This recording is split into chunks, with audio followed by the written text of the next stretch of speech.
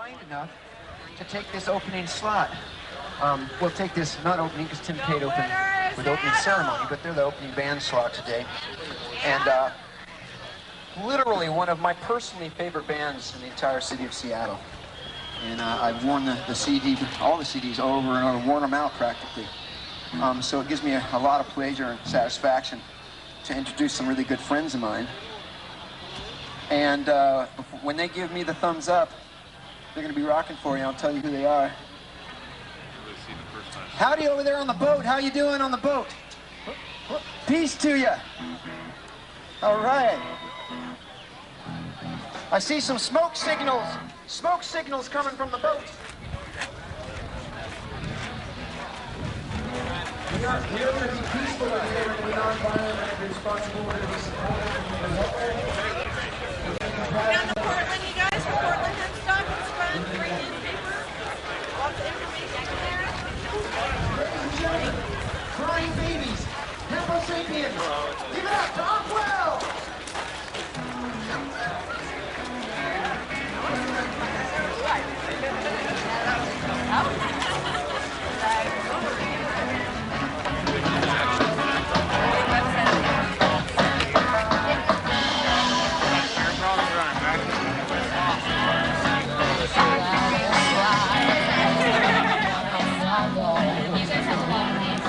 We have 15 left.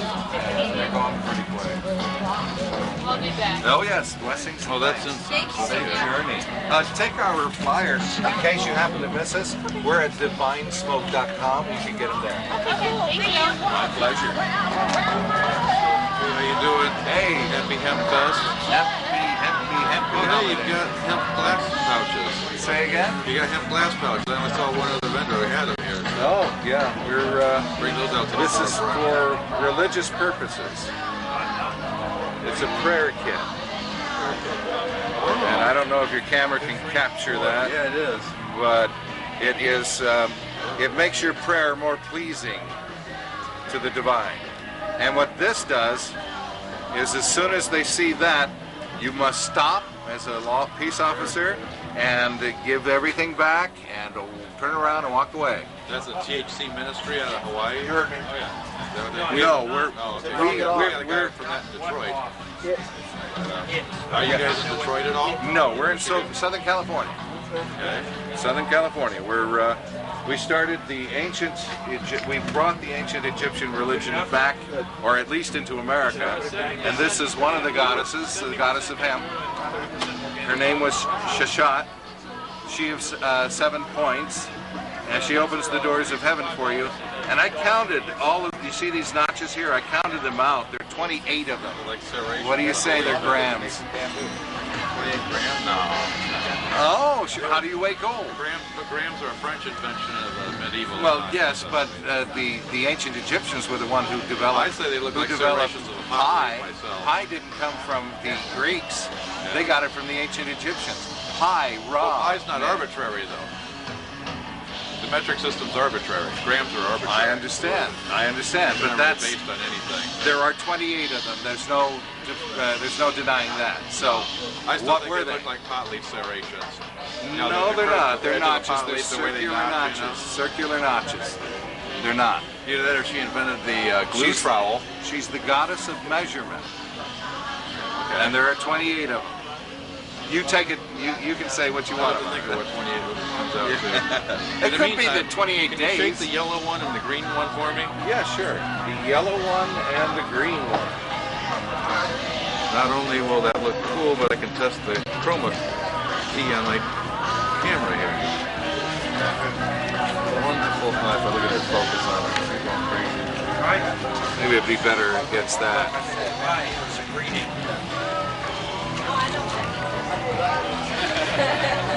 I know, but I couldn't resist. Cool idea. Isn't it? Cool idea. What's really good about it, what this does is the reason why it's like that is because these are metal flakes, and you will not get a hot bowl because it absorbs it. Oh, inside cooling system. Yes. Yeah, I like that. Yes. And this is body care? No. These are Supreme Court ruling as of February 21st says that you got to have a label on it. You got to document that fact. All right, say it again. Start over. I'm sorry. As of February 21st of this year, the Supreme Court said all Schedule I drug use is okay as long as you use it for religious purposes. This is a jar that documents the fact that you are doing it for religious purposes. They can't, if a peace officer walks up and sees this, they can't open it. They have to give it back to you and turn around and walk away. Because the Supreme Court orders in the first place, too. Well, you do. You have to show document. the front, yeah. You got to document it. Sorry, guy, that's religious. Religious freedom. Peace. More than 1,000 people have been set free by the police. The police have stopped them. They've shown various kinds of religious documentation, and the police have sent them on the way. The most amazing case was in Arizona, where a man was arrested. The police didn't want to hear about his religious stuff, took him to court.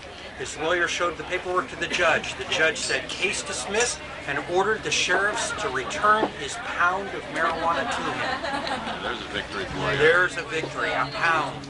I wish it for you, you wish it for me. That's very cool, man. Very cool. Thanks for the words. Blessings and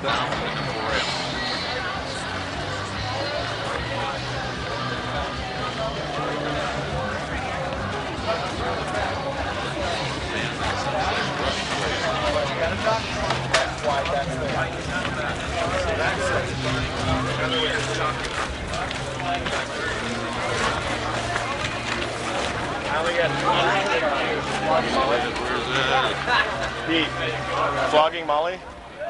No. Or Dropkick versus Murphys? Oh yeah, I have some.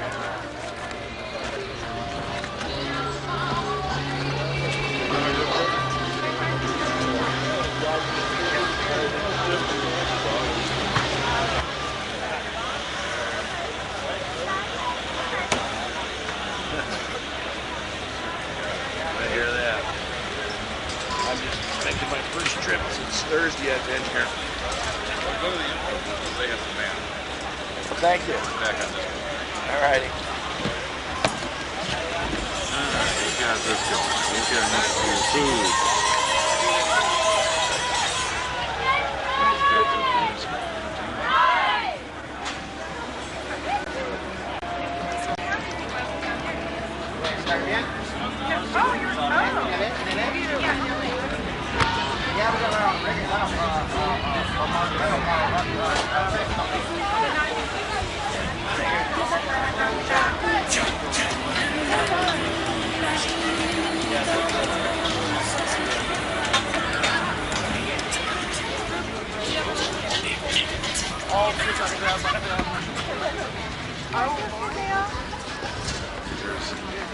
Always get the visitor from the parasailer.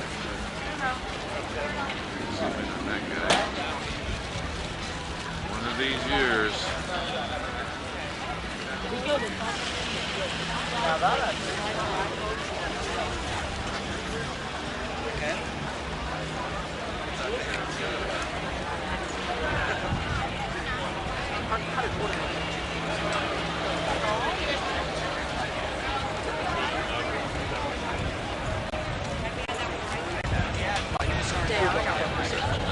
Just asking about it. There it is.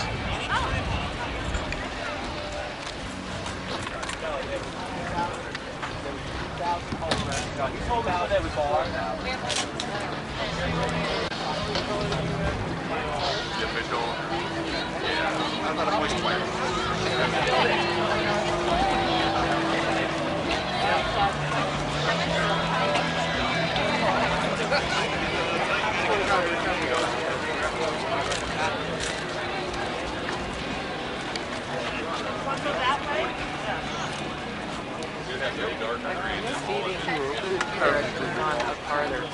Alright, let's see the official Hempfest shirt. See what that looks like. It's right here. 2012 for me. And then of course this, and then this one. And That's on the Fred. back. Well, it's like hemp cotton blend. Back.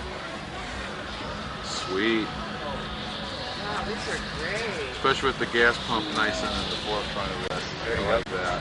Hi.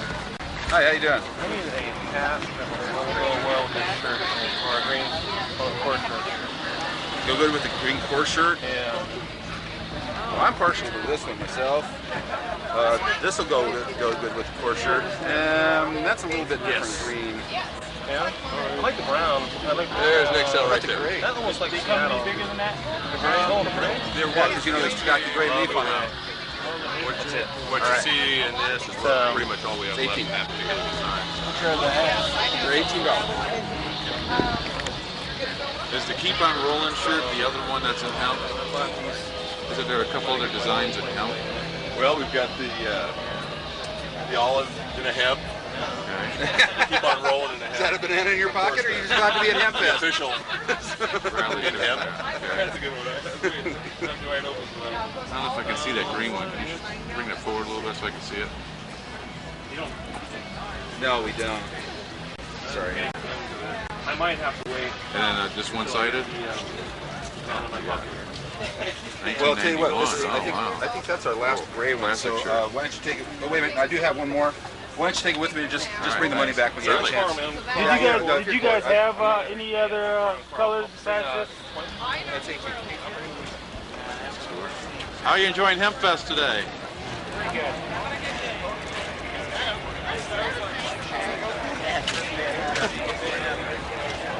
Got some cool stickers there.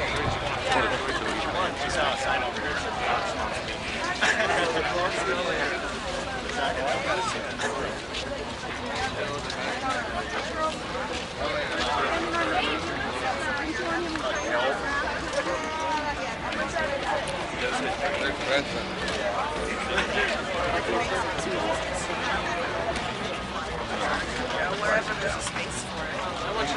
I'm glad to see you guys. Yeah.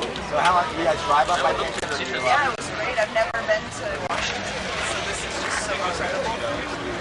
Like the views, it's just unbelievable. It's really good. Thank you. It was great in like June or something when there's still a lot of snow on the Yeah. Thanks. Good, you got the OCN News this week. Thank goodness. Yeah. Are the t-shirts Oh hemp? yeah, those boxes magically showed up of those. Oh, they did? Are the t-shirts hemp? Yep. Cool. And the baby dolls too? Yep. That's a grinder. There's a spot up on that corner, right? You can even move that cookbook or something there. Yeah, the shirt. Thank you. Yes, I have to go. Okay, you ready? Yes. And thank you. Hey, you know what? In your car, send a photo of that. Yeah. Yeah, they should. Would you like Yeah, to Debbie, display I'm that? gonna track her down. Would you like that on display somewhere? I display it every time I get a chance. Okay, I'll talk with you. How you doing, Chris? You're taping away again. Boy, I missed the whole first day. Where were Stuck in you? a Greyhound bus Okay. Ouch. Where do you live? from Chicago. I couldn't get my Amtrak ride, Running around so about that made me late, and then the bus made me miss the whole first day. You guys are welcome. No, thanks a lot. Did you speak yet? Well, yeah, the main stage and the ceiling stage, it's just Williams stage yesterday. Today we're doing the Hemposium stage. So if you want to catch any of that, we'll be, I think, 2 o'clock or 1:30 or 2 or something. Retail at $5. Oh, great. Yeah, we're doing a cannabis consumer safety Well, tips. I saw the Pop Pride thing. I mean, Yeah, that's what Pop Pride and cannabis consumer safety tips. which actually I thought I would see Nikki taking that spot instead of Pop you. Pride? Yeah, I thought maybe you were That is kind of great. backing off of the. Yeah, well, you know, it didn't really work out that well anyway. Okay. I mean, it's still coming, the DA's still coming to court and say, and didn't you coin the phrase Pop Pride? Didn't you have a website called Pop Pride? Look at you guys. You look like twins. There's no point in going there and asking a leading, favorable question then. Yeah, hey, you just don't step away. Let me get a And there's Ed. The booth says ask Ed, and he's not there the last couple of times I went by, so I got to ask Ed, where's Ed? He's not here this year. Are you tabling this year? Yeah. It's not here. It's not here. I'm up. Hey, how do you know jokes like that? The flag is up there. Oh, yeah, that Very one. next to you. Did you see my interview with Tommy Chong in the Amsterdam News? No. It's a good Oh, one. wait a second. Uh-oh. Yeah, look at this. The Matching matching shirt, you can't Yeah, beat that for sunglasses. symmetry. I need a hat. I'm not giving you Here. mine. Okay, there we go. Be sure to get the brim. Okay, Yeah, here, catch the ready? brim. No polyester. Government's man. lying. Don't get too close because of the smudge. See, One you minute, gotta try. 1, 2, 3. Is it on? It's not even on. Ah, you meant to being all nice to Ed rather than following the camera's not even on. Okay, here we go. Unbelievable. 1, 2. Well, I don't want to share a jail cell with that dude. Let's do another one. Here. Yeah, let me get the There light. you go. Maybe do want to share a jail cell. There we go. Let's do There that. we go. Here we go. Wait a second. Here we go. How come the thing's not going on? I broke it again. It's like the... Dean Hempfest. And this is all about getting your old t-shirts to work for you. Yeah, right. No, that's a great idea. But it looks like they're actually, they're not even, are they sewn into that? Oh, yeah. Well, that's really nice stitching. Maybe got signed. Did some really nice stitching. Nice. I mean, you know, it doesn't even, I mean, it looks like almost no seam between them, but yeah, the big stitches here that you can Here see, we go. and then the There's a ones in nice between. blank spot. Beautiful day, huh? So cool. Yeah.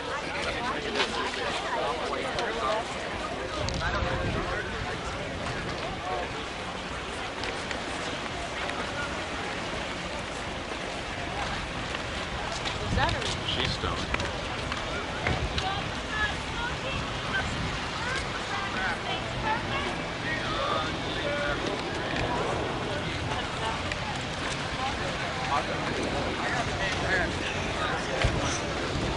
There's the wheat berry. Pot smoking, keep up the good work. Practice makes perfect. And thank you for pot smoking. Your pot. Practice makes perfect. Keep up the good work. I see pot leaves in your eyes.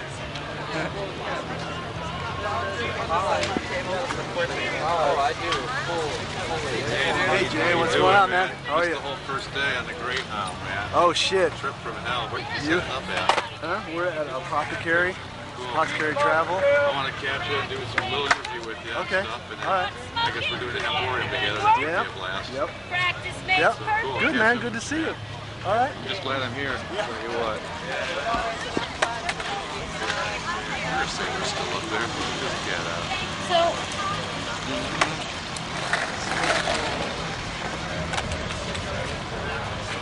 never mind, Diana. The preacher guys aren't here this year.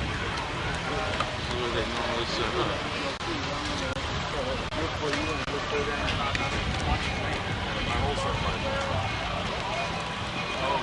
Are there any booths down there? Being set up down there? Yeah, there are. I have a website.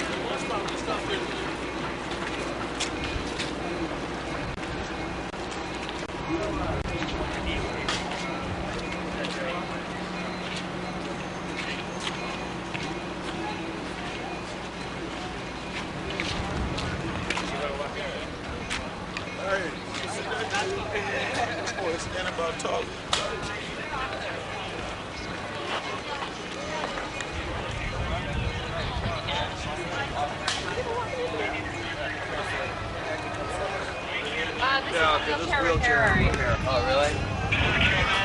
We should do it on the other side of the caution tape. Happy Hempfest. He is here.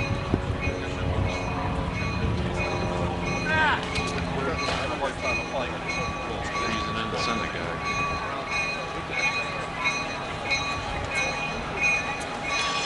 Weather day. You can see people are streaming in. What time is it now? It's about 12:36 train.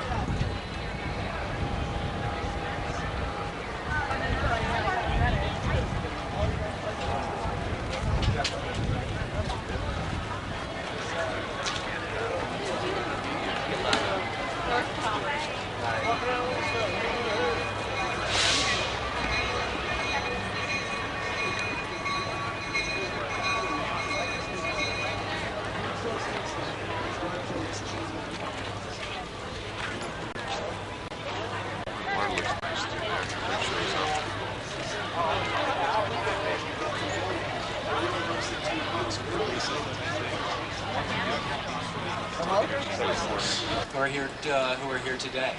All right, folks, I'm sure they will. You'll ask them then. This is about the students, and now I want to have you all thank our panelists once again. That's a 5. Oh, wow. It's not a 10. You guys got any hemp food in here? Yes, we have hemp seed falafel. Cool. You got something I can look at on the camera? Yeah, right here. Hemp seed falafel. Show them some hemp seed falafels here. These are hemp seed falafels. Okay, give me a prep pita. Seed falafels.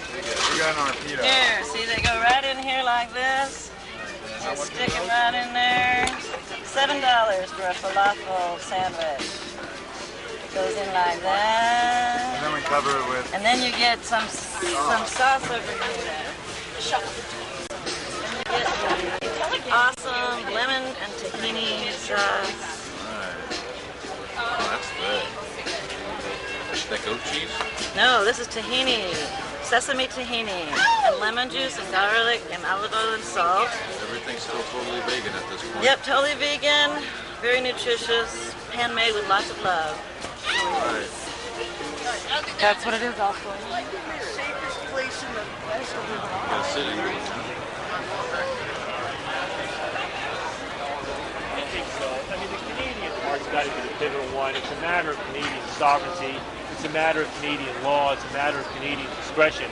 And it's ultimately up to the Canadians to say no.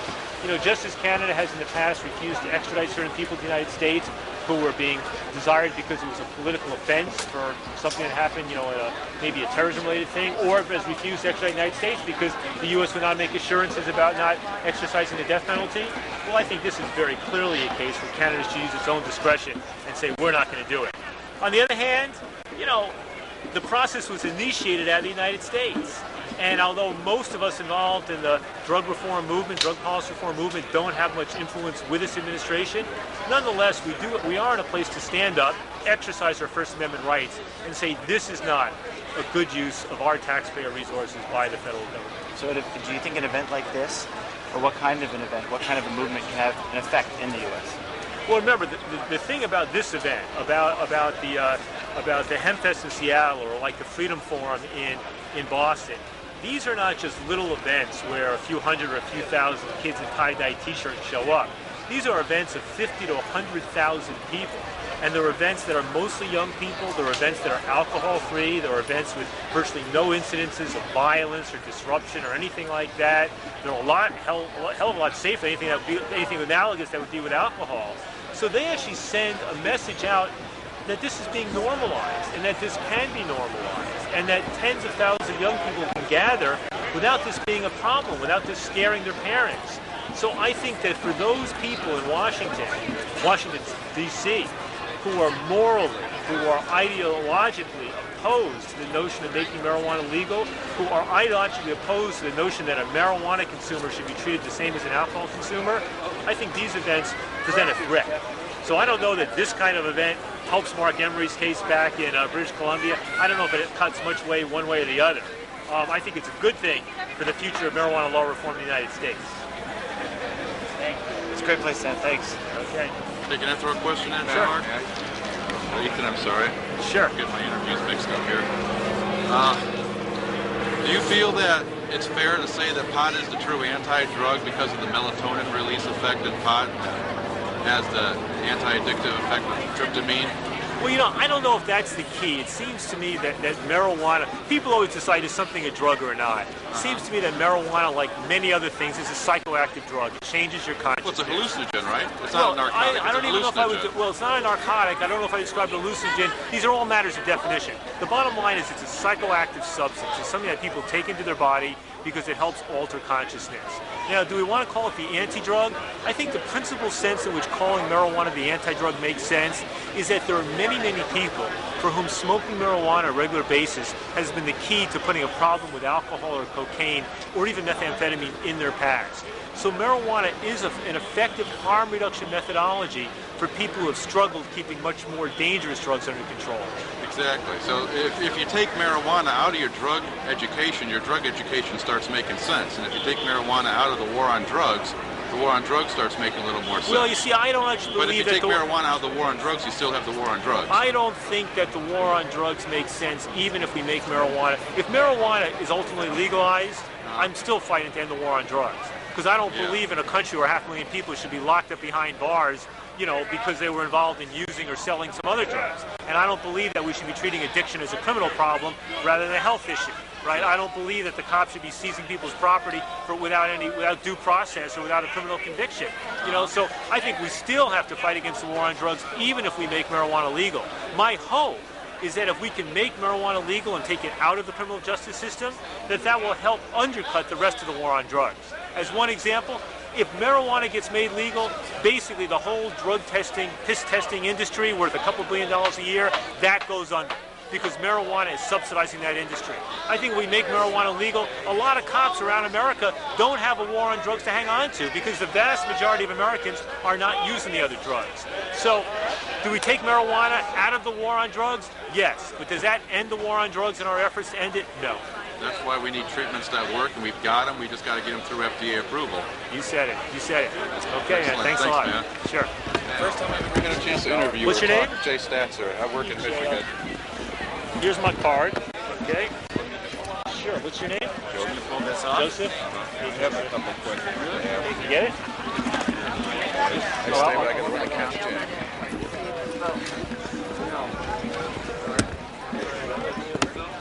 What is it? Like a lot of people, my friends were talking about.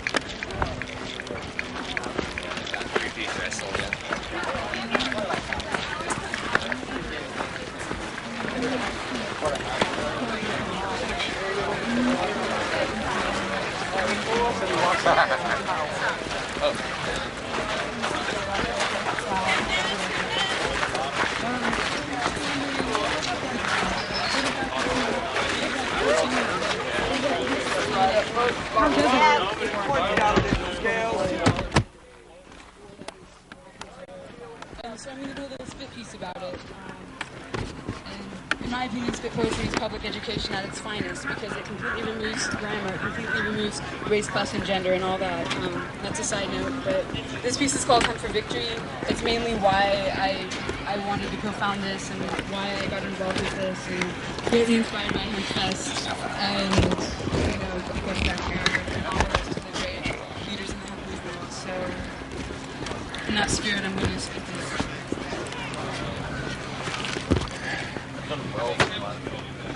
It's called Hemp for Victory. The last forests are Hemp for victory! In fact, Hempfest for victory. And I also prefer victory for Hempfest, too. And I'll tell you what it'll take to have a victory for Hempfest. Because we've already accomplished everything else. Whether this is a good Hempfest or not, well, it's a great, amazing, historic Hempfest in many ways. Whether we come back or not, let me be a little bit more accurate, is really going to depend on the money situation. We don't know for a couple weeks, sometimes 2-3 weeks. In fact, last year it was about a month and a half before we had any idea really where we were, because checks are still coming in, Bills are coming in, checks are bouncing. Some vendors, especially the ones that come and sign up right on site and write you a check, even though we say no checks, you know, but we're nice, so we let them in because they drove that way, and then they cancel payment. I mean, 99% of our vendors are awesome, and they're why we're here. They're part of the lifeblood. But there's a lot of factors in putting on a Hempfest. This one cost us last year cost us $185,000. We estimate that this will be $190,000 to $200,000 to throw. It gets more expensive every year. Because of the Olympic Sculpture Park construction that the Seattle Art Museum's doing, and that used to be the entrance of Hempfest, where we lost about $25,000 worth of vending space. The Port of Seattle tripled our insurance. We had a $1 million insurance we had to buy. Well, they pushed it up to $3 million insurance because we have to load all the vendors in through that little Elliott Bay parking lot now, back from the north side, which is a nightmare. We have about 4, and now, considering the last few days, it'll probably more like $5,000 in legal fees. We did file a lawsuit against the city, which was very reluctant. We waited till 2 months, or 2 weeks before the Hempfest, because we didn't want to do it. But hey, man, we're not going to be stopped. You will not stop Seattle Hempfest. We're going to keep coming back, man. We haven't legalized. You know, man, you know, you can't hold us down, man. We're a community, you know. And, however, when you're working in Babylon, it's all about money. I mean, it is all about money. And as a bunch, you know, stoners aren't necessarily all about money, because pot's kind of an enlightening thing, you know. It's kind of an enlightening herb, and it kind of reveals truths to you if you're not abusing it, and if you're open, you know, to truth and stuff like that, and you're looking and searching. And let me see, so many financial obstacles this year, so many challenges, because of the situation that we fought for 10 months, and we predicted at the South Gate yesterday, where we had to close the gate down for about 35-40 minutes, man, because it was completely gridlocked and it was unsafe. And we had to physically cut bolt cutters and cut the fences there and move those fences over physically ourselves, man, right? And today we went even farther, and we completely moved them, and we took an earth mover, we moved the logs in that beach area, where, by the way, I want to point out, they cut an acre of this park out for the Olympic Sculpture Park and let the water come back in and reclaim it, right? They cut an acre of Seattle Citizens Park right out. We call it Bite Out of Seattle, right? We changed it, and we made it safe today. As safe as we could possibly make it, right? But because of the situation yesterday and the heat and the crowds, we had an emergency meeting with the SPD and the Port Police and the Fire Department and the medics last night. And we all kind of strategized and worked cooperatively together on how to make this safer. And the SPD donated about 1,100 feet of bicycle fencing so we could separate the paths so that we won't have that gridlock, right?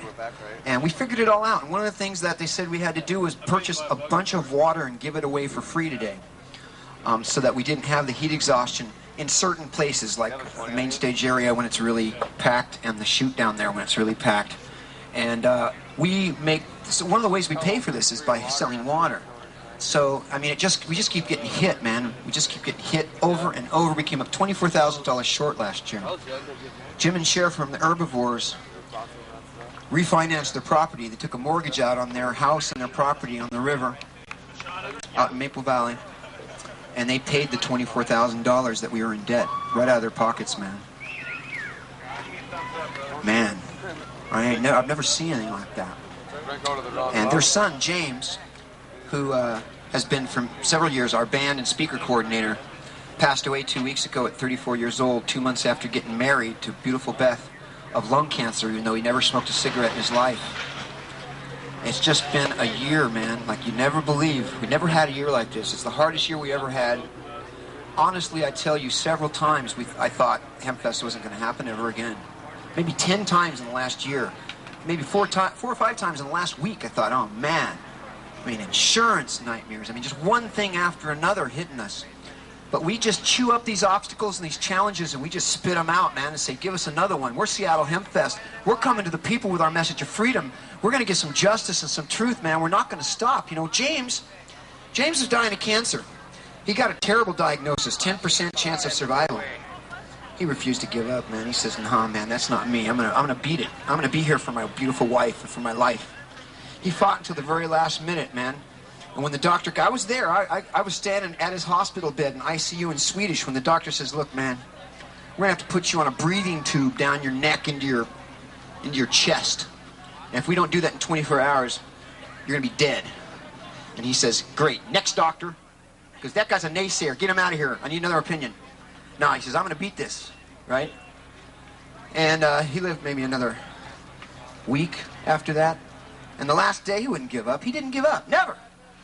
Everybody dies, but not everybody doesn't give up. Not everybody fights to the last minute. Not everybody says, "I refuse to lose. I defy the odds. I defy the doctors. I defy the diagnosis. I defy my body, which is disintegrating."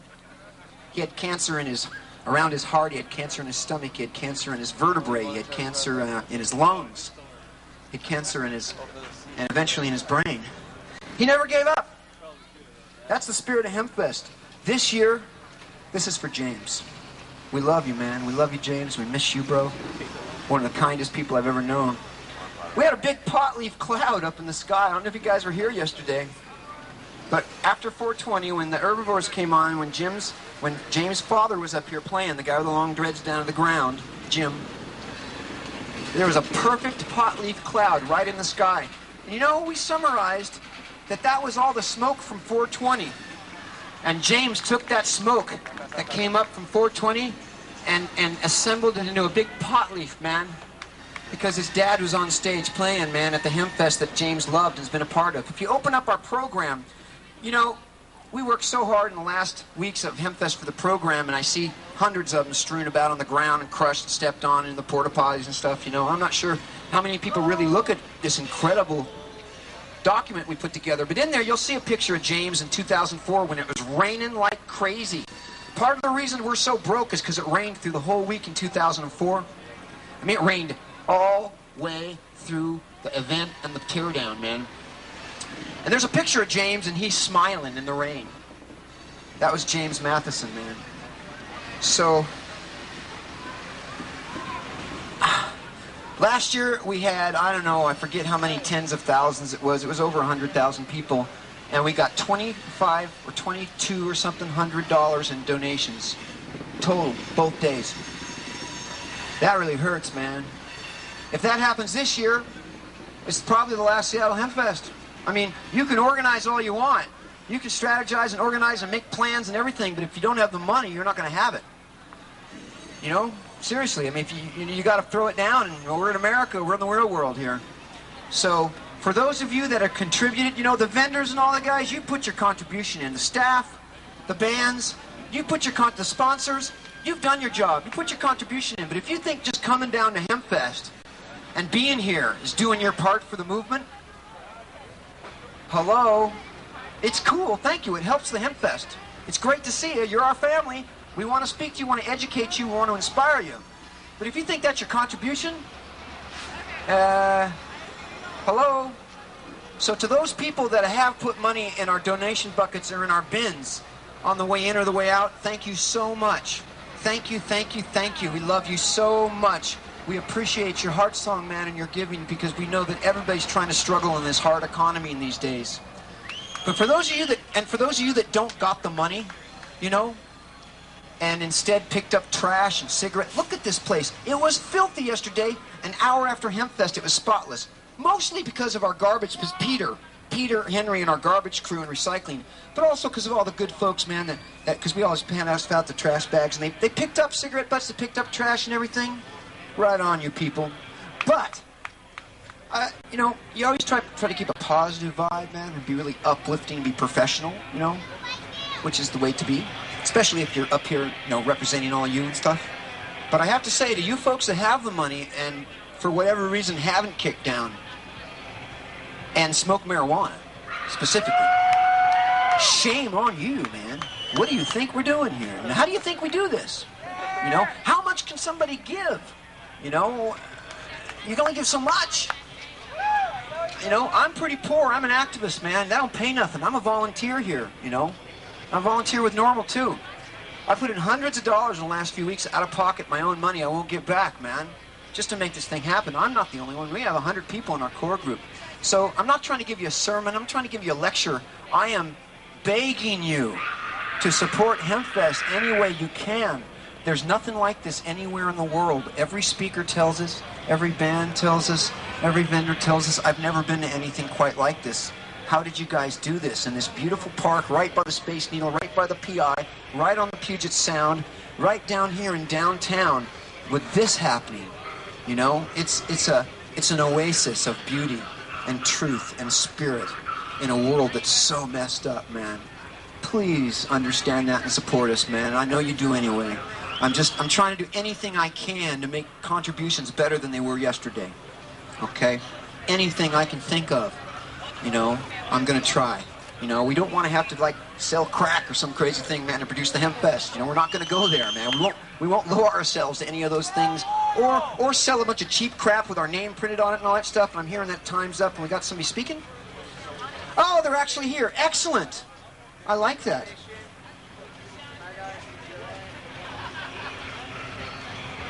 I like it so much when I can stop talking and get back to listening to music. Hempo Sapiens, ladies and germs, Seattleites. Don't let them shoot you down, no. Don't play no.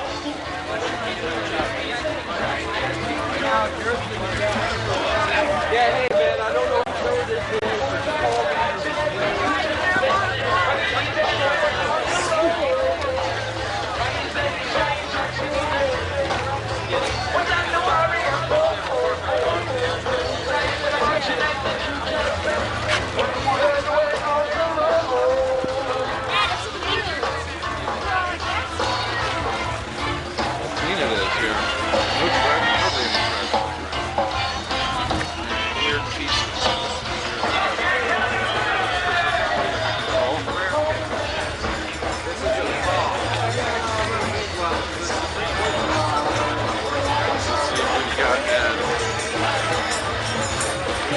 Pizza? So many. I know, it's like hard to see each other.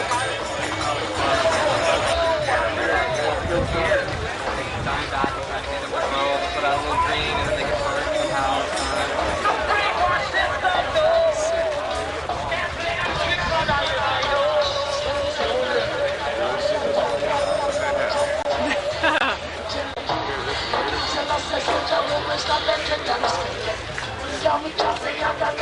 Free books, Tom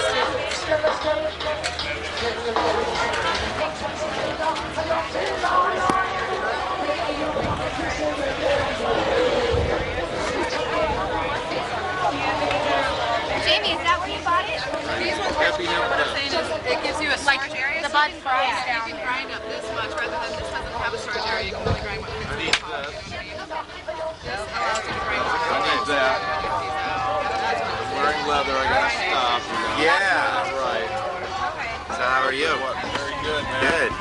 A couple years after doing market analysis, you know. Yeah. Wow.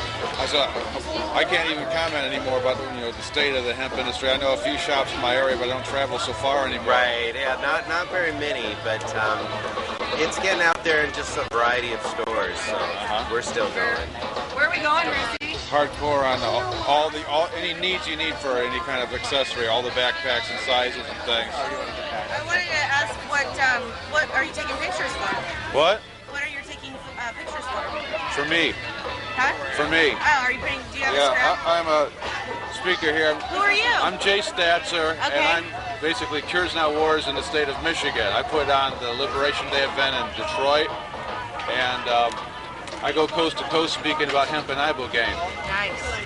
Yeah. And Seattle Hempfest, everyone needs to record this stuff. I'd never be afraid to be on camera here because there are actually people that say, oh, nobody goes to Seattle Hempfest, you know? Right. It's like if they don't have it on tape, it didn't happen. They don't believe it. You know? Plus, I got a huge drill I'm going to give to the organizers next year. Right. Right on. So would you say the hemp industry has been good for you? I mean, That's $5. Yeah, it has. We're still, still plugging along. Definitely. Thank you. Oh, no problem. Anytime. Yeah, so. And And then do you have a hemp satchel? Did you ever see the Satchel. artisan gear one I had? Artisan gear. Well, come here.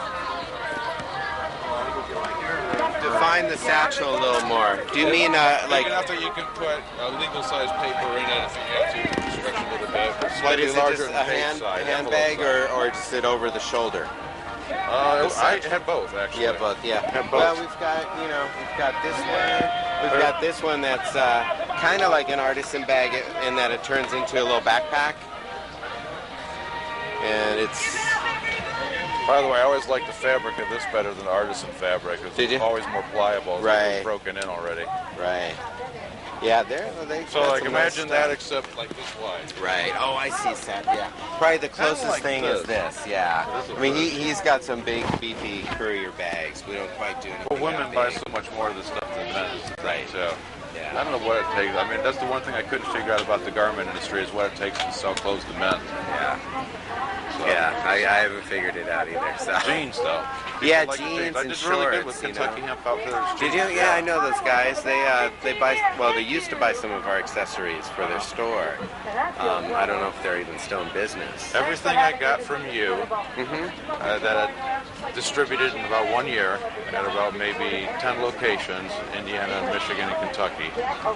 And all of it was sold in the space of maybe 2 years. Yeah. All right. But, Cool. It's a fun ride, but yeah. What I don't. I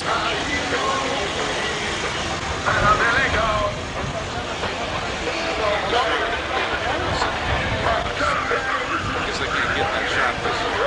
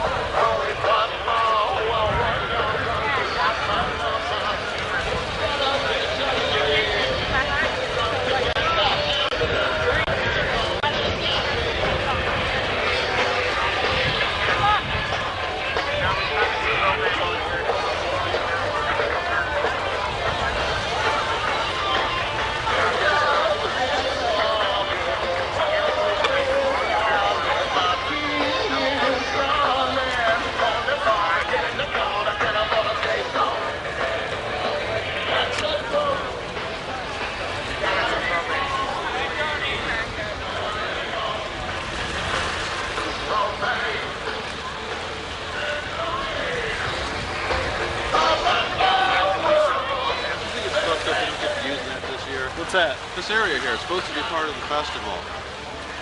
It's all taped off and fenced off and shit, you know, around here like this. I gotta compromise. Welcome to the Casbah, sponsored by the Casbah. CasbahTeahouse.org. They're located out of Tucson. They drive around. They do a lot of different events. This is the country's biggest all-hemp tent. Let's hear it for the Casbah again. Now I'm going to bring a man out to talk, all the way out from Michigan. He was around the Rainbow Farm. Was it 99 and 2000? 97, 98, 99, 2000. All that. Let's hear it for Jay Statzer, everybody. Jay Statzer. Oh, I love Seattle! I love the Hempfest! I love the concept! The people coming together! Look at you people! How many people here have heard of the Million Marijuana March? Oh, yeah. When I look behind you guys and I see those people on the sidewalk walking, I see a Million Marijuana March out there, too. I think it's incredible, man. How many people on the sidewalk can hear me and are paying attention and want to legalize weed? See, this is the thing, man. We're on our feet for freedom. And of course, right now we're voting on our butt at the Casbah. So I got a few minutes to put in some stuff. I wanted to really tell you that in Southwest Michigan, when we had our own little national tragedy before 9/11, I mean, this act of violence against the American people, it really was a new step forward in the way they are preparing to bring us all to their knees, because they're looking at these events and they're saying, well, okay, they're starting to gather. And this is the whole thing we want to do, is gather. And the best thing we can do, and the real reason we gather at these events, is for outreach, to grow the movement, to make it, as an organizer, as safe, easy, and fun as possible for the average Joe to participate in the movement. Because I've been around a while, other people have been around a while, and we know the apathy factor is really bad. And you really have to work. So we do the work so you don't have to. And the best thing you can do to reward us is throw some money in those pink buckets that are going around. Support your Seattle Hempfest and support the vendors.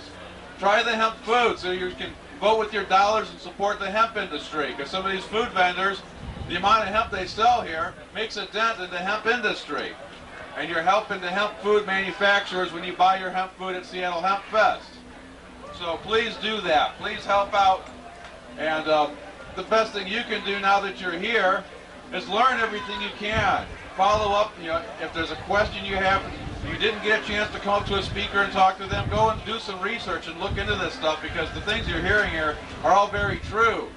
And I think it's great that I can come here, and the first opportunity for people in Seattle to hear somebody talk about Rainbow Farm was me. I came here to this very Casbah. Tent was arranged a little differently back then. It was a little more covered in front, so smoking would be a little more, less open, but a little less paranoia generating for the people in the tent. I guess it's no smoking now, so I don't know, tip your bartenders and waitresses too. But I got up on the stage in a very informal way and was allowed to vent for a few minutes about the fact that two friends of mine were murdered by my government in the name of the war on drugs. And I got to start taking it seriously, because they're starting to shoot dead now people I actually know. It reminds me that the technology and the movement of fascism isn't going to go Tiananmen Square on us at a place like this. They can't. But what they will do is they'll come after you one at a time. And then the great fascist conspiracy will be there to knock on your door. And you say, why didn't I say something more about this? Why didn't I, you know, help out and help build up this movement and allow this to grow to this point? I mean, we are in a situation now where it's getting dire. And I tell people now, you can't just have one without the other with pot now. The baby stuff is medical first, industrial, and then maybe we'll get it around to recreational. It's just going to kill us. Because by the time we get medical, they're going to have their new analogs and stuff, and then they'll be back to the argument, oh, we don't need cannabis, the real thing, because we've got man substitute, you know? And then you can't have industrial because someone might be growing recreational, and poor Alex White Plume has to deal with the government now threatening to sue him if he has any sort of hemp growing activity, he or anyone in his family, and they're threatening to take away tribal land in the name of the war on drugs. That is an atrocity, that is an act of war, and it needs to stop. And I'm telling you, I was there last year they raided, and I was proud to have my car parked near that field blocking a bridge and being one of the people that maybe two agents would have to separate off and deal with if they wanted to come there and do something really crazy. And I was glad that I could deploy myself and be that way for the movement. And right now, we're coming down towards the end of the second day of the Seattle Hempfest. If you're still here right now and you're looking this direction and paying attention, you're one of the more gung-ho people. You're one of the people who's really shown and voted with your feet and now voting with your butt as easy as it can be for you, that you're interested. You might be ready now to take it to a next step and start learning how to do this stuff, to be an activist, to be a freedom fighter. There was an era where a friend of mine, Adam Brook, was a freedom fighter. And for High Times Magazine, and he said at Hash Bash, what it is they did is they went to a rally, and they would be the guys who would help run the buckets or help pick up trash the next day like I'm going to do, or help, you know, whatever, help set up a tent, bring a tent for crying out loud if you know there's going to be weather, you know, bring stuff to help build up every rally that you can go to into a miniature city so that people have everything they need and they can stay as long as possible. Imagine if you didn't have to go home tonight. Imagine if you could just camp within walking distance of Seattle Hempfest. And they thought they could murder our way out of our right in Michigan, but it's not going to happen that way because there are other landowners who are talking about this kind of thing too. We're not going to be scared away by a little bit of murder. And I'm not going to be scared away. And I don't care if they want to tag and follow me. Follow me. Hear what I say along the way, like those officers in Ann Arbor Hash Bash every first Saturday of April. You have the Ann Arbor Hash Bash, and thousands of hippies fill up the diag at the university, and the Department of Public Safety and the state police and county throw their officers in there. And some of these guys have been going to the event, you know, for like 10, 20 years now. And they have to stand in that crowd and listen to those speeches year after year after year. And I'm telling you, man, while we don't have a built-in lie detector, we have been blessed by the Lord with a built-in truth detector. And I got to tell you, the truth detector never fails. There's one other thing I want to do here. Anybody have an unlit marijuana burning substance, a joint or a bowl or something, and a lighter? Because I want to turn you on to something I'm really sincere about. I think we can do something as a movement. We're always looking for new angles to open up into, to give ourselves more strength, to give ourselves more power and more confidence. And it just doesn't seem to be enough for recreational use that the truth is in our side. And the truth is our best argument. Recreational is really our best argument. So we need all the help we can get if they can suppress a truth like that, right? So in 1 Corinthians we're told that whatever you do, do it to the glory of God. And we give praise when we have our dinners, and if you have the discipline, you remember to give grace every time before you eat. And you know, I hear so many people tell us, oh, you can't smoke pot and be a Christian. Do we have any people here who are proud enough to say they believe in Jesus Christ today? Do any of the people out on the sidewalk want to admit they smoke pot and they believe in Jesus Christ here? Because I'm sick of hearing that argument against it. But my grandfather was non-tribal, okay, because he was born on the Trail of Tears, and he knew that the white man was not telling the truth during the treaties. 1892. The earth that shall heal the nation. On the Trail of Tears. Give me power not to have to go native. Wahatsushka Fajuta, as my friends in the Sioux say. So I say begin every session by giving Ganja grace, and the simple way to do it that I do is I say I appreciate and thank the Lord for the wonders of creation. Thank you for creating the seed-bearing herb. Thank you for allowing me to have this particular sample of this particular seed-bearing herb. God, forgive America for making it illegal, but I'm doing what I can about that. In Jesus' name I praise. Amen. Amen. Jay Statzer, everybody! All right. Thank you so much. Thank you to the people at Hempfest. Thank you to the City of Seattle and all of you for showing up today. We appreciate it. We will. Thank you, Valerie Vandepan, High Times editor. Next person I'll have speak is Jay Sattler. Jay Sattler is with Peers Not Wars. He's a fascinating man. Okay, before I begin though, I need to show people something. I haven't seen enough of this today. If I can have my bucket girl come over here. Yes, sir, I can. Step 1. Pull out wallet. Your G-pass. Step 2. Pull something, paper and green out of it. I happen to choose a 5. Step 3. Insert into the pink thing. Let's do it. Come on. We gotta understand that these events are very expensive and difficult to put on, and it's an all-volunteer staff. Do everything you can. Spend your dollars everywhere. I bought a new hemp fanny pack today. Buy the hemp foods, because as you buy your hemp food here, you're helping to support the hemp industry in the most direct way. Participate with your money. Participate with your ears. I know a lot of people are walking on the sidewalks, and it's really cool because you're moving, and I know that they can hear us talking. They get a little bit of it, and then they go on, they go to the next section, get a little more of it. This event is vast because this issue is vast. This is important stuff that we have to get going now. And now, I don't know you, but hopefully by now you all know yourselves. So what I'm asking you to do is something very simple. Look at yourself, figure out what it is you know that you can do, then find a way to apply that to legalizing cannabis. And pick something that you can do every day the rest of your life and start right now. Don't wait for any condition to come into place. Don't wait to get married or get divorced or get a new job, because these things malfunction all the time. Find something you can do and start, because you are the hardcore now. You are the people who are hanging on when we're getting towards the end of the event. I gotta tell you, I'm a cannabis soldier, and often I'm the last one to leave the field. Oftentimes I'm one of the first to enter the field.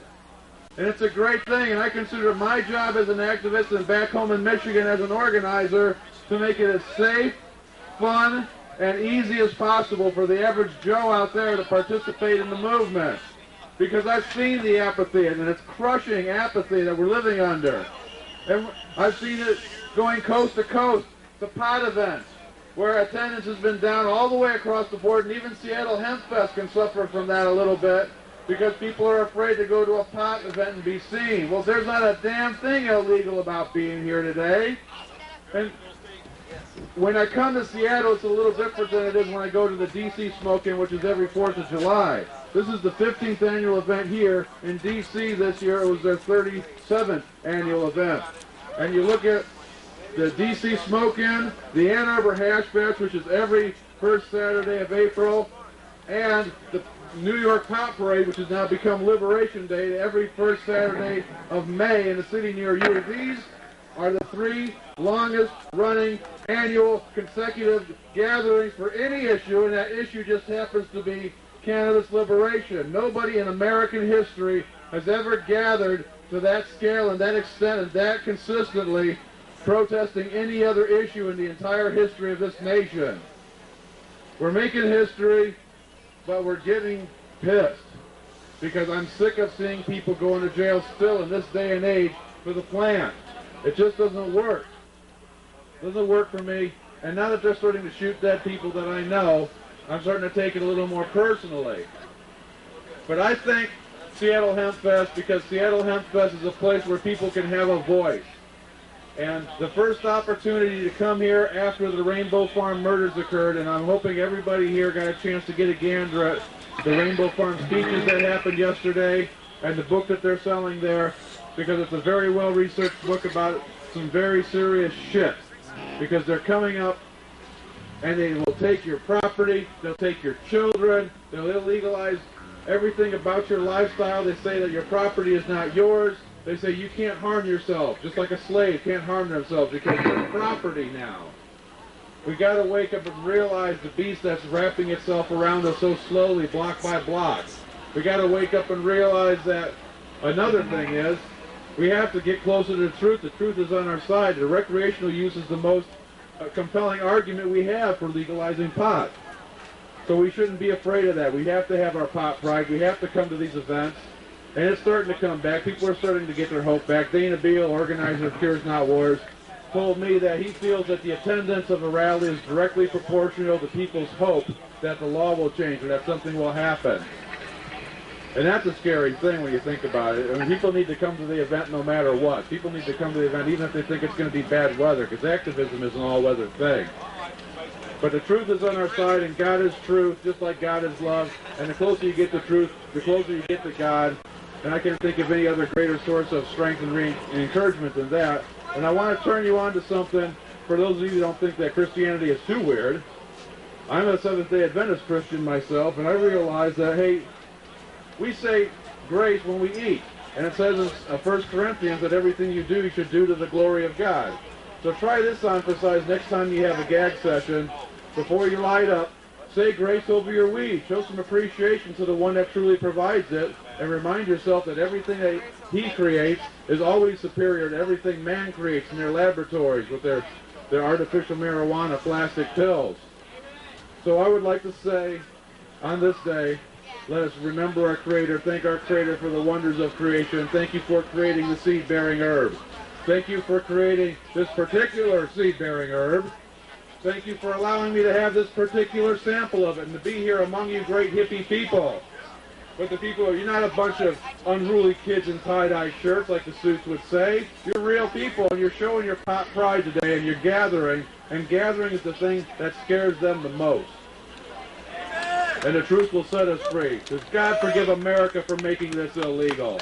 Where does man get the authority to make part of God's creation illegal? And I'm doing what I can about it, and so in Jesus' name I praise, amen.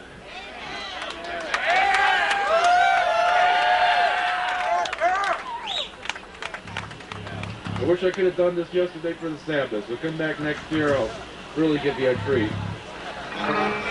Rainbow Farm was like, just imagine if you didn't have to go home tonight. Imagine if you could just walk to your car, wherever your campsite is, and stay, come back, start it all over the next day, go back to your car, or maybe go into the vendor's area where there's stuff going on all night, maybe to the rave tent, back to your car, start it all over with speeches and activism the next day, more people. And even another day. And then when the rally's over, you can stay there. You can camp for $10 a week at Rainbow Farm and stay and live in what I feel is like another country. Because when I come here, we have a quorum now. Nobody's going to tackle me to the ground for smoking this joint right now while I'm talking to you. And proving to you that you can smoke a joint and have an intelligent conversation. There's no damage. There's no argument against cannabis that holds any water anymore. It's not the gateway drug, it's the gatekeeper drug. It's not addictive, it's anti-addictive, and I bet I'm not the only one here who could raise their hand and say, I quit cigarettes or alcohol or maybe even crack by smoking pot. Now, it's a hard thing to do. When I was in high school, I was addicted a couple different ways, but I was a pot dealer and I had an infinite supply of pot. And I think, as part of our new healthcare system, we should provide an infinite supply of pot to everybody who's addicted to anything, especially to the pharmaceuticals, and say, hey man, we're going to medicalize this issue. Schedule 1, a lot of wrong drugs are Schedule 1. Did you know there's a drug Schedule 1 called ibogaine, which is the antidote to everything that's addictive, works in one treatment. Our government's experimented with it since the 50s, and they made it a Schedule 1 drug. You can thank Nixon and the FDA for that. Of course, now today, ibogaine is in FDA trials because our movement, a bunch of potheads, shamed the government into admitting that they knew about the cure to addiction and that they were withholding it and that they should please stop. And so today ibogaine is finishing up its phase 1 trials. So remember ibogaine because there's a treatment provider here. I saw him last year. I know he's here again this year. You have someone in Seattle because Mark Emery was providing ibogaine treatments in Vancouver. And I believe that's also one of the reasons why the United States government had to take him out. It's not bad enough that a pot is not a seed. Let's have a chant. A pot seed is not a crime. A seed is not a crime. A seed is not a crime. A seed is not a crime. A seed is not a crime. A seed is not a crime. A seed is not a crime. And then part 2 of this chant is DEA out of Canada. DEA out of Canada. DEA out of Canada. And out of my bedroom too. And out of the hemp farm of Alex White Plume. The poor guy still can't grow hemp without the threat of lawsuit. He has a paper mill set up. They're making bricks and things. And the natives are harvesting it wild now because it grows all over the place. And maybe with some encouragement it grows even wilder. And they're making things out of it. So there's a hemp industry that's real in a place where there's no jobs, in the worst real estate in the country, a place we call the Badlands. And we have an industry there for these people, but they're so demoralized. They need us to come there and show them, hey, there's a pot community that's going to come and help you. I call for an event following Seattle Hempfest at Kiza Park in South Dakota, which is north of Manderson, South Dakota, that we will someday call Hemp Aid. And maybe it'll help be a memorial to the poor brothers who were murdered at Rainbow Farm. But there's hemp farmers on the reservation where it is legal by reservation law to grow hemp, and they need aid. So save your seeds for the Sioux. And I want to end with that chant.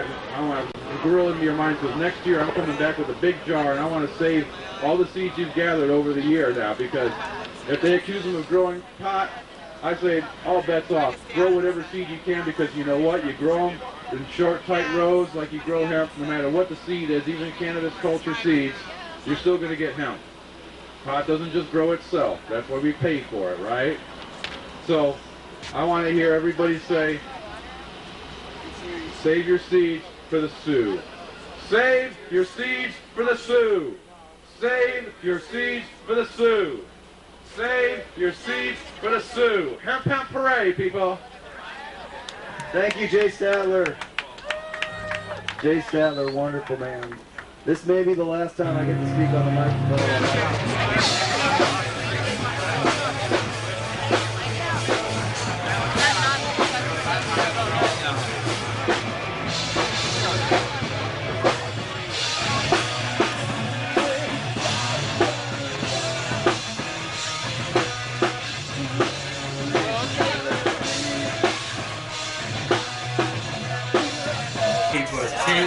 And the humanity and creation, you know, say pure and simple and good. So put up your hand if you know, say the earth free long time already.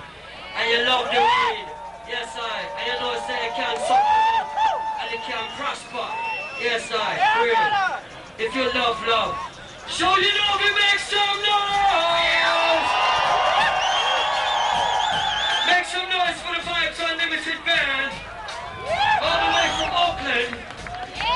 We drove here all the way from Oakland, y'all. Yeah. Reppin' Oakland and Brooklyn forever. Yo, check it. I have to tell you, Rastafari did the same like come. And I know how to fire burn under the sun. And to my mama bring the water just to cool me down. And still I got to go there on another Babylon. The way for each one, go just a teacher one. Come on, feel each one. Just to miss this up. What's how they did it one. Recite your 10 command. You walk it over, you stand in the beginning. The rapper till me come, you just have to go sing a song. I come to tell you that the time has come for the beginning. I'm not telling you yesterday, you wonder about what going on. I threw them under and them over, but we didn't stand. No one no trouble, boy. Look upon the conscious man. I have to done them, turn them over on the wicked man. And make a space for the farmer and the sister man. Now you know what we have. Go on, go be so strong. I have to tell you, Rastafari did a semi come. And I know how to fire one under the sun. And to my mama bring the water just to cool me down. And still I got to go there on another Babylon. Now if I eat your one, put just a teacher one. I want to reach your one. Just to miss on. What's all they didn't know? The trash will take come on. You already know when you start in the beginning. I'm not to miss a song of the get on. I want to get on to progress and move on. And to make up in the temple of the most high one. A vegetarian and not too guys on. I know you're good at it and you come around. And then you might get your heart and your soul. They might take over but they're go on, go sing your song.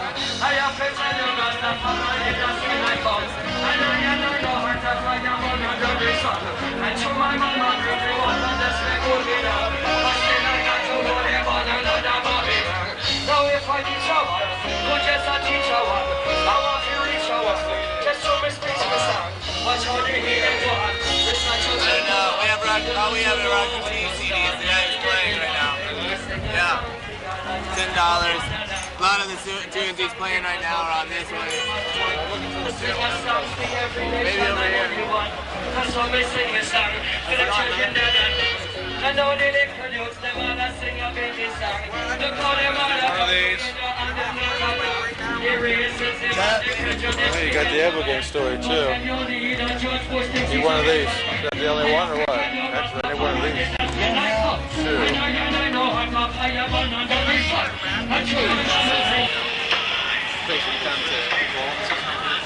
These are all blended, so we're doing like a 55-45 blend.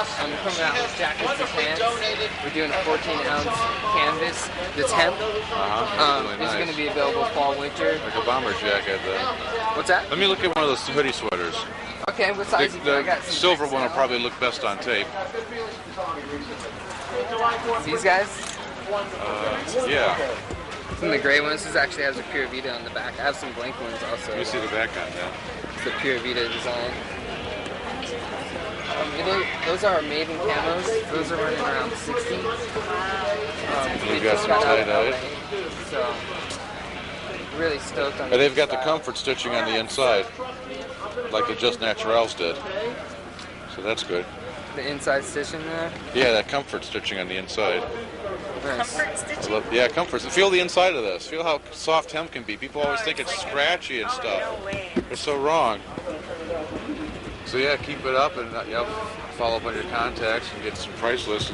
There's still people I talk to who are interested.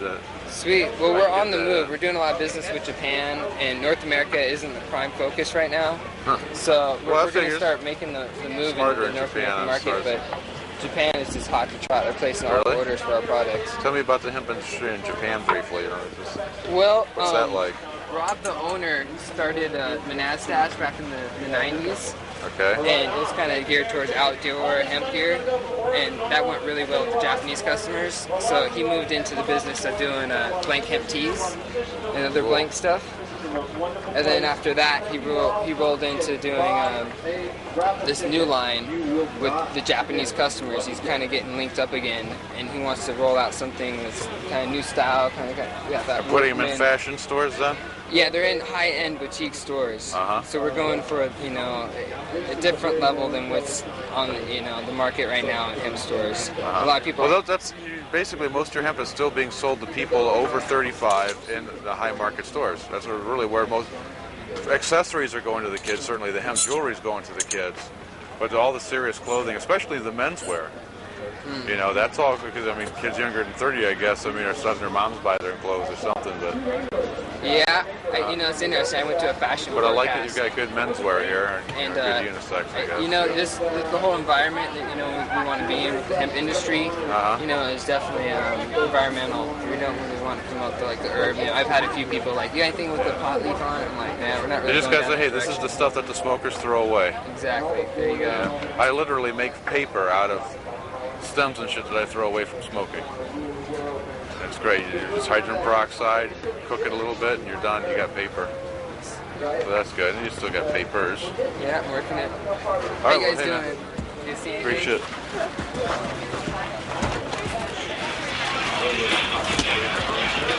It's time for the closing ceremony, and I'll invite my brothers and sisters in.